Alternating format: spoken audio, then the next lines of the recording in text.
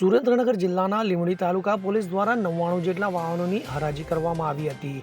તો લીંબડી પોલીસ સ્ટેશનના 67 તેમજ પાણીસણા પોલીસ મથકના 32 મળીને 99 વાહનોની જાહેર હરાજી કરવામાં આવી હતી। તો લીંબડી તાલુકા ડીવાયએસપી દ્વારા કમિટીની રચના કર્યા બાદ જૂના ગુનામાં ઝડપાયેલ વાહનોની હરાજી કરાઈ હતી। તો લાંબા સમયથી પડી ગયેલ પેન્ડિંગ વાહનોની પોલીસે હરાજી કરી હતી। તો કુલ 99 વાહનોની હરાજી બાદ રૂપિયા 6.62 લાખની આવક થતા તમામ આવક નિયમો અનુસાર સરકારમાં જમા કરવાની તજવીજ હાથ ધરવામાં આવી હતી।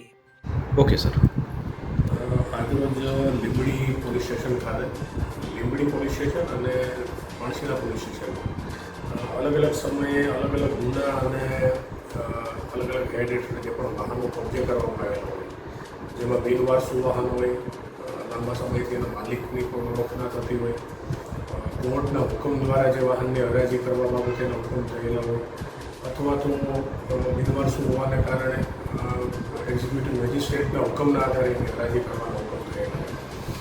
આવા કુલ 99 વાહનો જે છે એની હરાજીનું આજે આયોજન કરવામાં આવેલું હતું, જેમાં અલગ અલગ જગ્યાએથી વેપારીઓએ ભાગ લઈ અને જે અમારી સરકારી કિંમત જે નક્કી કરવામાં આવેલી હતી એનાથી વધારે થઈ અને કુલ 6,62,000ની અહીં રકમ જે છે એ સરકારી જે છે ખાતું જે છે એમાં જમા કરવામાં આવેલી છે। અને કુલ જે છે 3 રિક્ષા, 4 4 વ્હીલ અને 92 હોન્ડા જે વાહનો છે એની હરાજી આજરોજ કરવામાં આવેલી છે અને એમાં આટલી રકમ જે છે સરકારી નાણાંમાં જમા કરવામાં આવશે। કેટલા પોલીસ સ્ટેશનો સર આવા?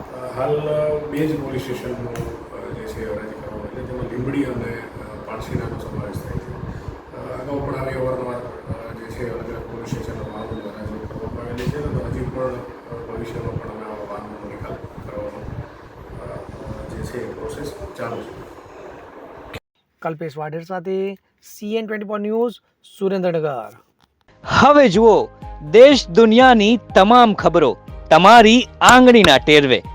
ઉઠાવો મોબાઈલ અને ગૂગલ પ્લે સ્ટોર પરથી ડાઉનલોડ કરો અમારી CN24 ન્યૂઝ મોબાઈલ એપ।